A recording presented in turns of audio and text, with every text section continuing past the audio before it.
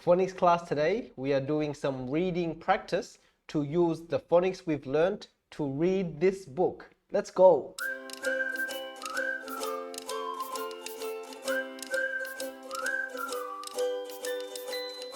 First, I read and you listen, and then you read by yourself. Are you ready? This is my dad. I call him Pop. Now your turn. Good. Nice. My Pop owns a shop. It is a mop shop. Your turn. Good. Good. A mop can clean up slop. Your turn. Good. Ooh.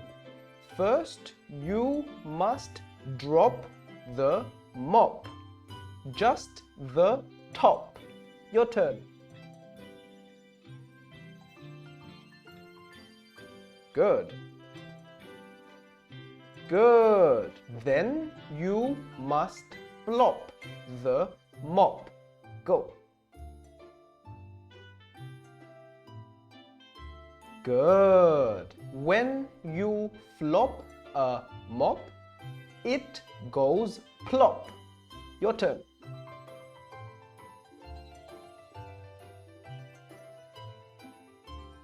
Good. Now you can mop.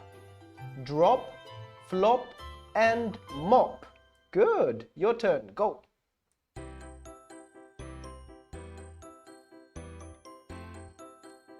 Good. You can hop while you mop. You can bop while you mop. Your turn. Go. Good. Good. Be sure to clean up all the slop. Then you can stop. Good. Your turn. Ready?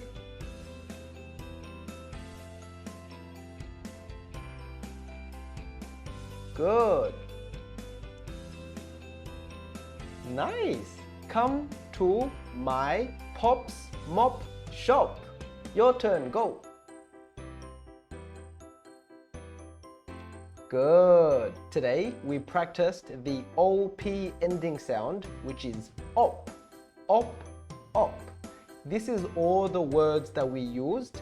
Now let's see if you can spot the correct rhyming words. Are you ready? The first one is cop. Does cop rhyme with op? Good. Yes. So cop is a rhyming word. B is a ball. Does ball rhyme with op? No. Good. So ball is not a rhyming word. C is a bowl. Does bowl rhyme with op? No. Very good. What about D? D is chop. Does chop rhyme with op? Good. What about E? E is crop. Does crop rhyme with op? Good, it does. And finally, F is flag. Does flag rhyme with op? Good, it doesn't. Very good. Hope you enjoyed phonics practice with me today. And if you like reading practice, then I'll see you in the next video for some more learning fun. That's all for now. See you next time. Bye-bye.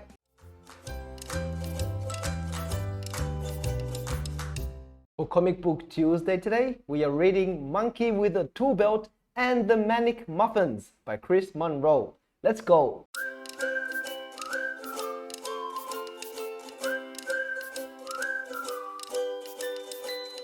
Chico Bonbon had never seen a pancake do so much damage. Chico had been making breakfast, and now the kitchen table had no legs. Dishes were broken, syrup was everywhere, their friend Wayne was stuck to the roof. Clark cheerfully flipped another giant pancake and knocked out part of the ceiling. Crash! They're very dense. Clark was getting ready for the party he was throwing for Uncle Bill's graduation from Hotel Motel Management School. Chico was there to help with the cooking. He was a very good cook and had many great tools for cooking on his tool belt apron. Look at all his tools. But Chico saw other ways he could help. The kitchen was a disaster zone. He removed the small pumpkin stuck to the drain. He rehung the pot rack and welded the chain. He removed some white chocolate from Jimmy the Mouse and gathered the meatballs that had rolled around the house. Clark's lemon pudding had started to stew. Chico tried stirring, but it was like glue. The pudding was thick and the spoon was quite bent. How could lemons and sugars make rubber cement? He took out those pancakes to bust them apart. He used his large winch to put them on the cart. They were so big and heavy, he piled them in stacks.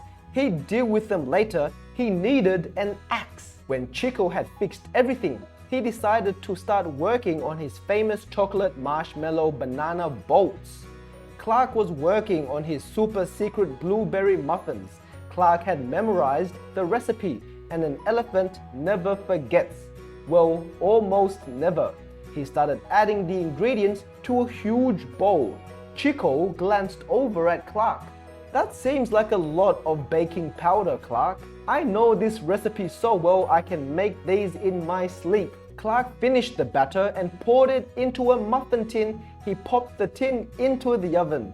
Now to work on my egg surprise. Everyone was busy in the kitchen making all kinds of treats. A few minutes later, they heard an odd sound coming from the oven. It sounded like popcorn, but really big popcorn. Then they heard a groaning sound, then a whistling sound, then a grinding sound, and then finally, but not really surprisingly, they heard kaboom! The door blew off the oven and straight out the window. The muffins began shooting out of the oven like hot blueberry cannonballs. Everyone ran for cover. The muffins had really expanded. They looked like monsters. They bounced around the room. On their way toward the door, the muffins took out the mixer, the sugar bowl, 2 chairs, a jar of sprinkles, a box of cereal, 3 gingerbread men, and the entire spice rack. Uh-oh! They burst out the door and smashed down the steps, leaving crumbs and broken cement everywhere. They were so bouncy, they were so heavy. They bounced down the street, they flattened a lawn chair, they just missed some hula hoopers, then knocked down a fence, crash, and demolished a garden gnome. The Manic muffins were out of control and headed for Main Street. Chico chased after them. They were falling apart as they bounced, but they didn't seem to care. Somebody could get hurt. What was he going to do? Quickly, Chico figured out a plan. 1. He ran back to Clark's house. He finished loading the pancakes onto the cart. 2. He grabbed the lemon pudding and ate a peanut. 3. He pushed the cart downtown. He ran fast. 4. He made several sawhorses with his saw, hammer, nails, and a pancake. 5. He filled a pastry bag with a gluey lemon pudding. It was sticky but smelled delicious. And 6. He glued the pancakes to the sawhorses with it. Then he squeezed the pudding all over the front of the pancakes. Then he hid. Within seconds, the Manic muffins bounced around the corner. They were headed this way. Smush! The muffins hit the pancakes and immediately disintegrated into crumbs. Chico jumped out and rolled the pancakes around the crumbs. Clark and Chico's friends showed up. Clark's big mistake pancakes and sticky lemon pudding had saved them from his muffins. Try this. They all began eating the giant roll-up. It was delicious. They all created a taste sensation.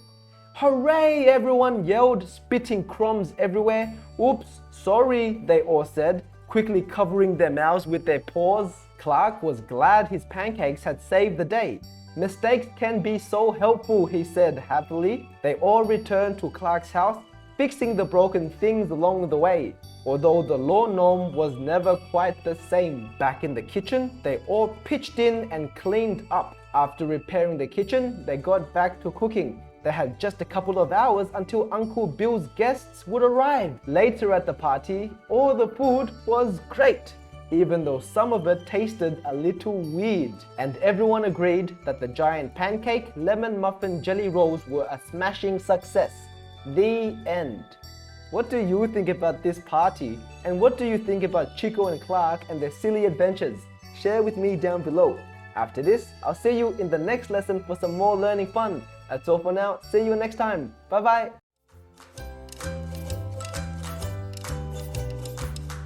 For social studies in December, we are learning all about money. We've already learned the types of money, saving money, spending money, and earning money. And today we are learning about counting money. If you like money, this book is perfect for you. Let's go!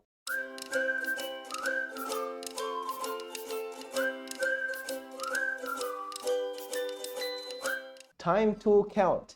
It is fun counting money. Many small coins can add up to big bills. How many pennies? This reddish brown coin is a penny. It is worth 1 cent. A penny is the smallest amount of money in the US. A nickel equals 5 pennies. A dime equals 10 pennies. Both coins are silver in color. A nickel is larger in size. This even bigger silver-colored coin is a quarter. It equals 25 pennies. It also equals 5 nickels. What are the different types of coins you have in your country? Share with me down below. Coins that equal a $1 bill. Many coins can add up to $1. That is the worth of the smallest US bill. A $1 bill equals 100 pennies. A $1 bill also equals 20 nickels or 10 dimes. Only 4 quarters are needed to make $1. Bills that equal a $100 bill. A $100 bill is the biggest US bill. It is worth $100. It equals 100 $1 bills. It also equals 10 $10 bills. A $100 bill is worth 5 $20 bills. It is also worth just 2 $50 bills. This is the magic of mathematics. Adding it all up, people should count their money. Then they will know how much money they can spend and save. How much money do you have saved up? Count and see for yourself. Now let's go through some new words we learned in today's book. The first word is bills, which is paper money. Then we have cent, which is the smallest amount of US money. A penny is worth 1 cent. Coins are round pieces of money that are made of metal. Dime is a coin worth 10 cents. Nickel is a coin worth 5 cents. Penny is a coin worth 1 cent. And a quarter is a coin worth 25 cents. And finally, worth is having a certain value. Now it's your turn. What did you learn in counting money today? And why do you think it's so important to count our money all the time? Share with me down below. Take some time to think about this, and then when you're ready, I'll see you in the next lesson for some more learning fun. That's all for now. I'll see you next time. Bye-bye. For Comic Book Tuesday today, we are learning about the Wolverines, an animal so awesome, they made an entire comic book out of it. Let's go!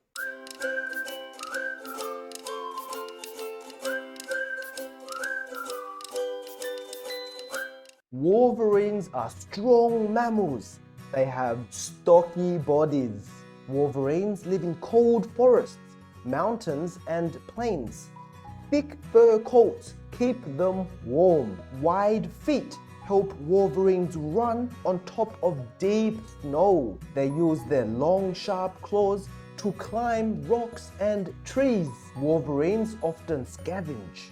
Their strong jaws and teeth bite through frozen meat. They sometimes wait for wolves or other animals to kill large prey.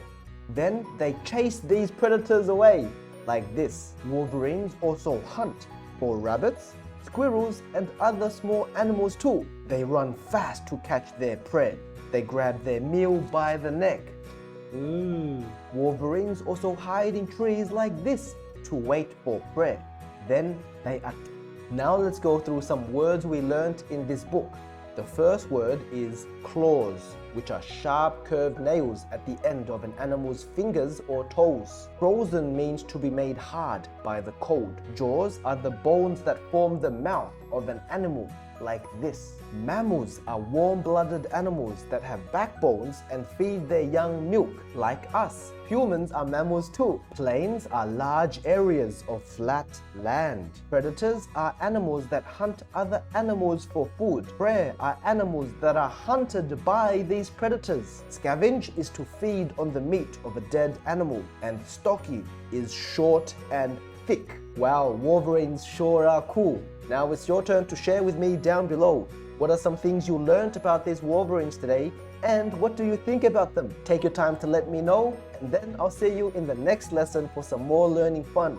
That's all for now. I'll see you next time. Bye-bye.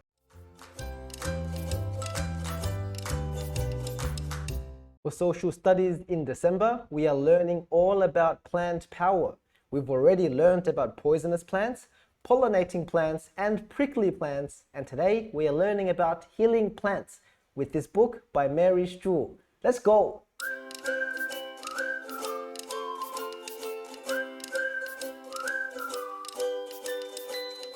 Chapter 1, Flowers and Fruits.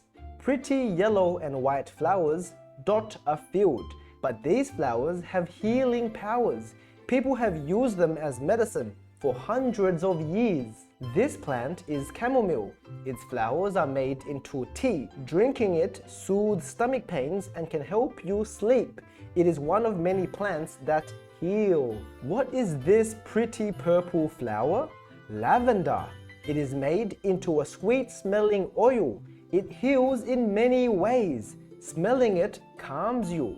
Rubbing it on your skin helps you too. It makes bug bites itch less. Did you know that ancient Egyptians used lavender oil? They soaked cloth in it, then they wrapped mummies in the cloth. When some flowers are pollinated, fruit grows. One kind of fruit is a real lifesaver. What is it? Citrus fruit. These fruits include lemons, oranges, and limes. What is inside citrus that heals? Vitamin C. Without it, you can get scurvy, but citrus juice cures that disease. Did you know that sailors stayed months on ships in the 1900s? They ate poorly and got scurvy, but then a doctor discovered that lemons helped, so sailors brought lemons onto voyages. Chapter 2, Useful Leaves. A plant's leaves can heal too. One plant looks like it might hurt you. Its thick leaves have prickly points, but they hide something helpful inside. What is it? An aloe plant. Cut a leaf open, you see a thick liquid. You can rub it on a scrape or burn. It helps skin heal quickly. Growing in Australia is also the tea tree. Its leaves have oil that kills germs. Australians used to crush its leaves and smell them when they have colds. They put the leaves on cuts to help them heal. Now, many people use the oil to keep their skin clean. It can also be used to fight head lice. Rub this plant's leaves with your fingers. Now smell. It is minty fresh. It's the mint plant. In a cream, it cools skin. People put it on bug bites or rashes. In a liquid, it helps you breathe better when you're stuffed up. Chapter 3, Bark and Roots. Other parts of plants help people too. This plant's bark holds its healing powers. It is a willow tree. A willow tree's bark has a chemical inside. It stops pain and lowers fevers. People have used it for thousands of years. In the 1800s, the chemical was used to make aspirin. This pill is a common medicine for adults for headaches and stomach aches. Another tree grows in South America. It is an evergreen tree called the kitchener. Its bark has a chemical that lowers fevers. It is made into a medicine called quinine. People take it for malaria. Did you know that many plants heal? But many are also poisonous. Never eat from a plant unless you know it is safe. Always ask an adult first. Even below ground, plants have healing powers. The roots of ginger plants flavor food, but they can also help upset stomachs. Ginger keeps you from getting sick. Plants have some incredible abilities. From their flowers to their roots, they heal us in many ways. Take a look. Different parts of a plant can be used for medicine. You can use the flowers, the leaves, the bark, and the roots too. Now let's learn some of the new words we learned in today's book. The first word is aspirin, which is a drug that adults take to relieve pain and lower fevers. Chemical is a certain substance inside a plant. Citrus fruit are fruit that is juicy and has acid, such as lemons or oranges. Evergreen is a bush or tree that keeps its green leaves all year long. Head lice are small insects that attach themselves to people, often on their heads, to feed on their blood. Poisonous is able to harm or kill with a harmful substance. Pollinated is when pollen from one plant is carried to another so that it can make fruit and seeds. Quinine is a medicine used to treat malaria. Rashes are spots or red patches on a skin caused by allergies or an illness. Roots are the part of a plant that grows underground and absorb nutrients and water. Malaria is a disease that people get from mosquito bites, so be careful. Medicine is a substance used to treat people who is sick. Mummies are dead bodies preserved in a special way and wrapped in linen so that they last a very long time. And finally, scurvy is a disease caused by a lack of vitamin C. Now it's your turn. What did you think about healing plants? And what are some things you learned about them in today's book? Share with me down below. Take some time, and when you're ready, I'll see you in the next lesson for some more learning fun. That's all for now. I'll see you next time. Bye-bye.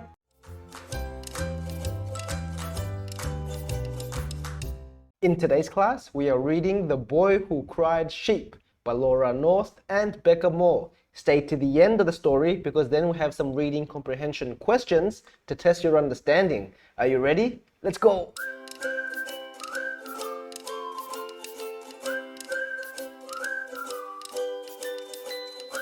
A young shepherd boy lived at the edge of a big forest full of wolves. Every day, he walked through the forest with a girl who wore a little red hood. She was terrified of wolves. Little Red Riding Hood went to visit her granny. The boy went to look after his flock of prize-winning sheep. The boy trained his show-jumping sheep every day. Little Red Riding Hood laughed at the boy and his jumping sheep. Look at him, he's not very happy, is he? One day, the boy went to play a trick on her to pay her back for laughing at him. The boy crept up behind Little Red Riding Hood and pretended to be a wolf. "Growl!" he said. "Help!" screamed Red Riding Hood. A group of villagers raced over. "It was only a joke," said the shepherd boy. The villagers grumbled and walked away. A few days later, he did it again. "Growl!" This time, Little Red Riding Hood screamed even louder. "Help!" The villagers ran over, huffing and puffing. "It's just a joke," the shepherd boy said again. The villagers all looked very annoyed. A few days later, the boy saw a real wolf at the door of Granny's cottage. "Wolf!" he shouted, but no one came. "Wolf!" he shouted louder. Still, no one came. The boy ran to the villagers. "Help! There's a wolf!" he shouted. "Stop playing tricks," the villagers said. The boy had cried wolf too many times and now no one believed him. He ran over to Granny's cottage. The wolf was already in Granny's bed. "What should I do?" he thought. Then he had a brilliant idea. "Sheep!" he cried at the top of his voice. Within seconds, his sheep came running. "Pyramid!" shouted the boy. The sheep jumped on each other's shoulders. The boy climbed up the sheep and onto the roof. "Sheep, follow me!" shouted the boy. He climbed inside the chimney. The sheep followed one by one. Inside the cottage, the wolf was licking his lips. "What big teeth you have, Granny!" said Red Riding Hood. Suddenly, thud! The boy fell down the chimney and landed on the bedroom floor. The wolf looked up in surprise. Thump, thump, bah! A pile of sheep landed in the fireplace. "We're here to save you," said the boy. He turned to his sheep. "Sheep, attack!" he shouted. The sheep jumped at the wolf and sat on top of him. The boy and his sheep took the wolf to the villagers, who now believed his story. The shepherd boy had learned his lesson and never cried wolf again. But you can often hear him shout sheep as he puts on a show for the villagers. Now let's go through some comprehension questions to test your understanding. Are you ready? The first question is, why did the boy try to scare Little Red Riding Hood? Was it A, she laughed at him? B, she loved being scared? C, she was his sister? Or D, she was really a wolf? What do you think? I'll give you a moment. The answer is A, she laughed at him and he was angry, so he scared her. Question 2. Why didn't the villagers believe the shepherd boy when he cried wolf? Was it A, he was in love with Red Riding Hood? B, he sounded happy when he said it? Or C, he had cried wolf too many times in the past? What do you think? I'll give you a moment. The answer is C, he had cried wolf too many times in the past. Very good. Next question, question 3. Who helped the shepherd boy save Little Red Riding Hood? Was it A, the granny? B, his mum? C, the villagers? Or D, his sheep? What do you think? I'll give you a moment. The answer is sheep. His sheep saved him. And finally, question 4. What did the shepherd boy learn at the end? Was it A, only ask for help when you really need it? Or was it B, try to trick people for fun? Or C, sheep are very useful? What do you think? I'll give you a moment.